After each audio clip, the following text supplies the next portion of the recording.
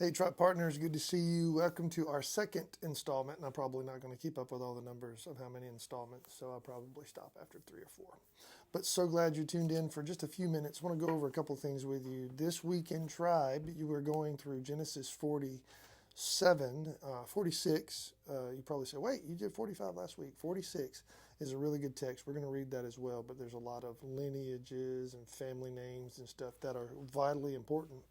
But 47 kind of shows how God's grace is shown to the people who are struggling and suffering through Joseph's life. Because remember, back in 45, Joseph said, God did this to save numerous and multiple generations of people. God put Joseph and caused and walked Joseph through the circumstances of his life so that this moment and these moments of the redemption and the salvation of the people's lives and legacies would carry on. I think that's really cool. I think God's great in his grace and mercy to show us when he does that, because I imagine in the moment it doesn't feel that way. So just a thought to be thinking about there when you're preparing for what your students are going to be studying this coming week. Genesis 47. In the Life of Tribe, life groups, of course, 9:30 and 11. We really appreciate you getting your students connected to life groups. If you're getting this and you haven't yet, then we want to encourage you to do that.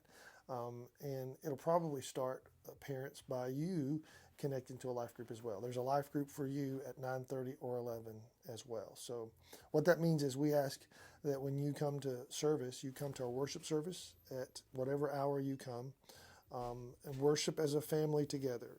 Sing together, pray together, study the scriptures together, respond to the word together as a family.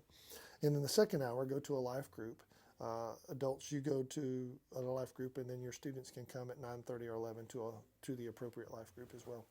And we really encourage you with that. If you have any questions about that, don't hesitate to email me. I'll be glad to explain why that is a vital priority, I believe, for our students. I also think it's a priority in order to help in the spiritual formation of your students. So we want you to focus on that. This coming Wednesday, we're back at midweek. In case you didn't know, we're going through the same topic. We go Genesis 47. We'll be preaching and teaching on that as well. It's a great opportunity for your students that maybe you come to 1 hour on Sunday mornings. Your student can connect with other middle school students as they study the Word together, as we sing and as we pray and as we have a good time.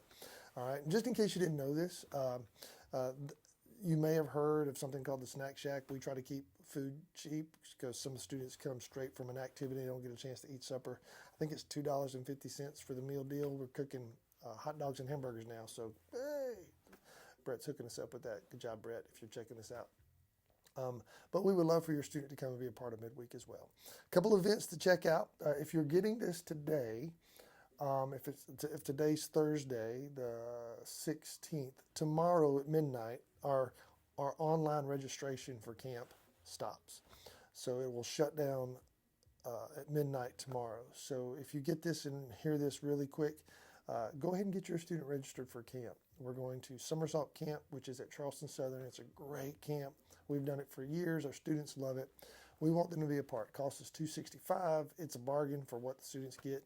And we want them to be connected with that.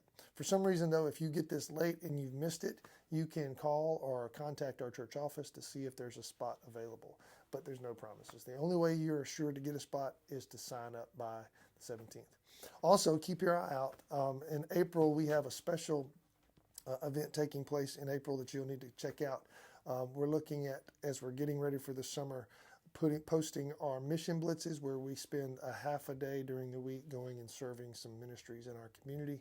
Keep your eye out for mission blitzes. We also have our Wet and Wild Water Park Day in July. Don't forget we have VBS that your student and you can connect with and help with, and we wanted you to do that as well. So much going on. Keep your eye out. Also, keep your eye out for text alerts. We try to keep folks up to date with our text alerts as well. And so we love you guys. We're praying for you, and we want to come alongside you and help equip you in the work that you're in as a parent and as a partner and as a discipler of students. We love you. Talk to you soon.